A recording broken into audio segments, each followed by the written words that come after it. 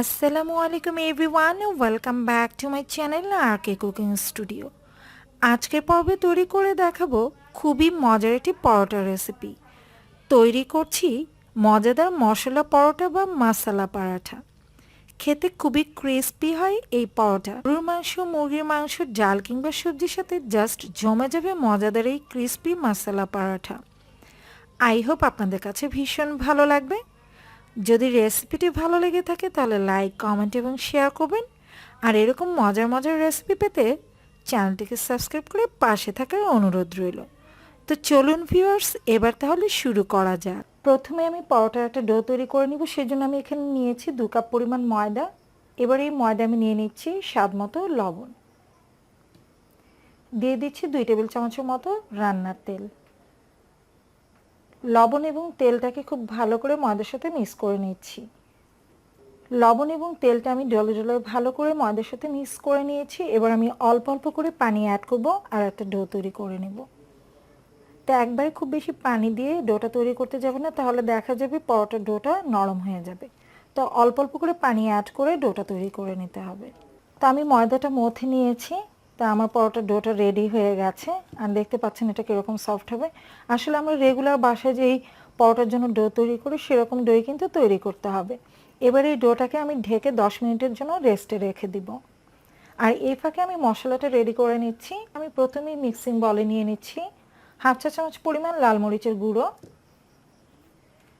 নিয়ে নিচ্ছি 1/3 স্পুন গরম মশলার গুঁড়ি। এখানে আমি 4 চামচের 3 ভাগের 1 ভাগ গরম মশলার গুঁড়ি নিয়েছি। আর টালা জিরার গুঁড়ি নিয়ে নিচ্ছি হাফ চা চামচ পরিমাণ। সেই সাথে আমি নিয়ে নিচ্ছি এখানে চাট মশলা হাফ চা চামচ। তো আপনাদের কাছে যদি এর প্রত্যেকটা মশলার কোনো একটা না থাকে সেই ক্ষেত্রে কোনো সমস্যা নেই, যে একেবারে যা যা দিচ্ছি তাই দিতে হবে এমন কোনো কথা নেই। আপনাদের পছন্দ মতো অন্যান্য মশলা কিন্তু অ্যাড করে নিতে পারেন। তবে সেই ক্ষেত্রে কিন্তু হলুদ গুঁড়িটা ইউজ করা যাবে না, কারণ এই মশলা পরোটা কিন্তু হলুদ গুঁড়িটা মোটেও ভালো লাগবে না। আর এখানে আমি নিয়ে নিচ্ছি 1 প্যাকেট ম্যাগি স্বাদে ম্যাজিক। তো এটা আপনারা বিভিন্ন মুদি দোকানে কিনতে পাবেন। আর এই ম্যাগি স্বাদে ম্যাজিক মশলাটা দিলে খেতে খুবই ভালো লাগবে মাসালা পরাঠা। তো আপনাদের কাছে যদি ম্যাগি স্বাদে ম্যাজিক মশলার প্যাকেট না থাকে সেই ক্ষেত্রে নুডলসের সাথে থাকা যে মশলার প্যাকেটগুলো রয়েছে সেটাও কিন্তু ইউজ করতে পারবেন। এবার সব কিছু খুব ভালো করে মিক্স করে নিচ্ছি। তো আপনারা যতগুলো পরোটা তৈরি করবেন সেই অনুযায়ী মশলাটা নিয়ে নেবেন। তো আজকে আমি 5টির মতো পরোটা তৈরি করব, তো সেই অনুযায়ী কিন্তু আমি মশলাটা নিয়েছি। আর ভিউয়ার্স, ম্যাগির স্বাদে ম্যাজিক যে মশলাটা তাতে কিন্তু কিছুটা লবণ রয়েছে, তো সেজন্য কিন্তু আমি এক্সট্রা লবণ ইউজ করছি না। তো আপনারা যদি নুডলসের মশলা বা ম্যাগির স্বাদে ম্যাজিক প্যাকেট মশলাটা না নেন সেই ক্ষেত্রে সামান্য খাওয়ার লবণটা মশলার সাথে একটু মিক্স করে নেবেন। তো এবার আমি পরোটাগুলো তৈরি করে নিব। সেজন্য আমি একটু লেচি নিয়ে নিয়েছি আর হাতে একটু সামান্য চ্যাপটা করে নিচ্ছি। আর কিছুটা ময়দা উপর থেকে ছিটিয়ে নিচ্ছি বেলে নেওয়ার সুবিধার জন্য। যতটা সম্ভব পাতলা করে কিন্তু পরোটাটা বেলে নিতে হবে। তো আমার পরোটাটা বেলে নেওয়া হয়ে গেছে আর বেশ পাতলা করে কিন্তু আমি বড় করে এটাকে বেলে নিয়েছি। তো এবার এতে সামান্য পরিমাণ তেল ব্রাশ করে নিচ্ছি। তা আপনার চাইলে কিন্তু তেলের পরিবর্তে ঘি বা বাটারটা ব্রাশ করে নিতে পারেন। এবার যে মশলাটা আমি রেডি করে রেখেছিলাম সেখান থেকে আমি উপর থেকে ছড়িয়ে দিচ্ছি। তো সব দিকে সমানভাবে কিন্তু মশলাটা ছিটিয়ে দিতে হবে। নেওয়া হয়ে গেছে। এবার উপর থেকে দিয়ে দিচ্ছি কিছু ধনিয়া পাতা কুচি। এতে করে এই পরোটার টেস্ট খুব ভালো লাগবে। হয়ে গেছে। এবার এই পরোটাটাকে আমি মুড়িয়ে নিচ্ছি যেমনটা আমরা ছোটবেলায় পাখা তৈরি করতাম। তো দেখতে পাচ্ছেন, একটু ক্লোজলি দেখিয়ে দিচ্ছি। একদম ছোটবেলায় যে কাগজের পাখাটা তৈরি করতাম সেভাবেই করছি। একটু ভাঁজ করে সামনে নিচ্ছি, আবার আমি এভাবে রাখছি। সেম একই পদ্ধতিতে পুরোটাকে পেঁচিয়ে নিতে হবে। তো ভিউয়ার্স, সেই ছোট্টবেলার পাখা বানানোর মতোই মুড়িয়ে নিতে হবে। তারপর জাস্ট সোজা করে এই যে এই পাশটা, তো এবার জাস্ট একটা কর্নার ধরে এভাবে মুড়িয়ে নিতে হবে। তো আপনার স্ক্রিনে দেখে হয়তো বুঝতে পারছেন আমি কাজটি কিভাবে করছি। আর লাস্ট কর্নারটা জাস্ট উপরে এভাবে তুলে চ্যাপটা করে নিতে হবে। আলু দিয়ে একটু চ্যাপটা করে নিচ্ছি লেচিটাকে।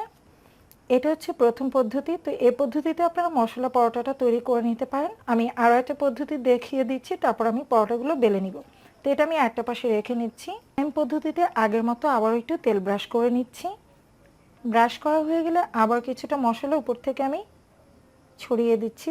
তো ধনিয়া পাতা দেওয়া হয়ে গেলে আমি একটা সাইড কর্নার থেকে একটু ছুরির সাহায্যে কেটে নিচ্ছি। স্ক্রিনে হয়তো দেখতে পাচ্ছেন। এবার যে পাশটা থেকে কেটেছি সেই পাশটা ধরে এরকম কোণের মতো করে পেঁচিয়ে নিতে হবে, একদম লাস্ট কর্নার মতো।